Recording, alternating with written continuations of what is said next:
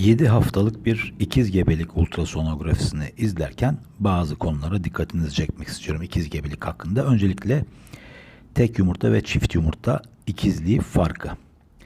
Tek yumurta ikizliği demek, tek bir yumurtlama olduktan sonra oluşan gebeliğin ikiye bölünmesi şeklinde ilerleyen bir gebelik demek. Yani kromozomlar aynı oluyor doğan bebeklerin.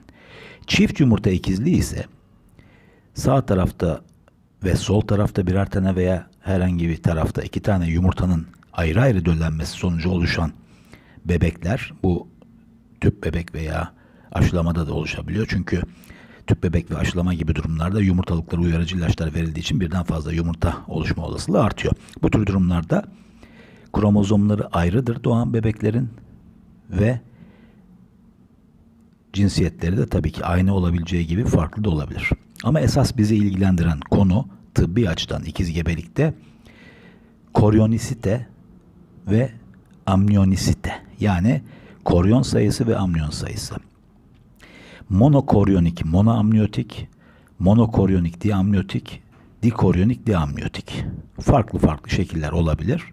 İdeal olanı ve çift yumurta ikizlerinde hepsinde öyle, tek yumurta ikizlerinde olmayabilir ama bu biraz sonra anlatacağım şey. İdeal olanı dikoryonik diamniyotik, yani farklı plasentalar tarafından beslenen ve farklı keseler içinde yer alan ikiz gebelik. Burada dikoryonik bir diamniyotik bir ikiz gebelik görüyoruz. Ortasında oldukça kalın bir duvar var gördüğünüz gibi keselerin ve birbirlerinden ayrılar. Amniyon keseleri de ayrı.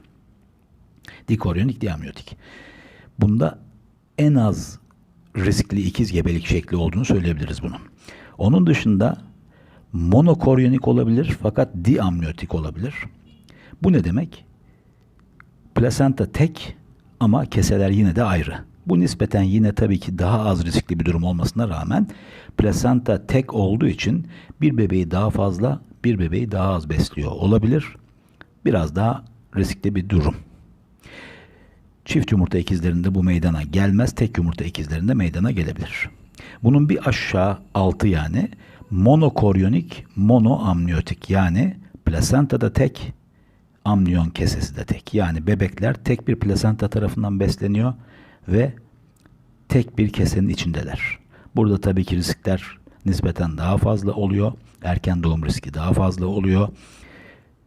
Kordonlarının birbirine dolanma olasılığı bebeklerin daha fazla oluyor. Çünkü amniyon kesesi tek olduğu için kordonlar da etrafta bir anlamda bolca dolaştığı için birbirlerine dolanabiliyor kordonları bebeklerin.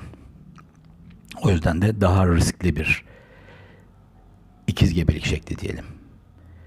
Yine de bunların ötesinde söylenecek bir şey var. Genelde ikiz gebeliklerin çoğunluğu dikoryonik diamniyotik oluyor ve genelde bir sorun çıkmıyor. Yani şey açısından, bebeklerin beslenmesi açısından diyelim. Ama ikiz gebeliklerin büyük bir kısmı erken doğuyor diyebiliriz. Ama bu büyük bir kısmı erken doğuyor derken, erken doğanlar arasında çok büyük bir kısmı tabii ki çok ciddi sorunlar oluşmayacak şekilde erken doğuyor. Yani çok aşırı erken doğum nispeten daha az rastlanan bir şey erken gebelikte ve ikiz gebelikte. Diğer videolarımızda izleyebilirsiniz bu konuda.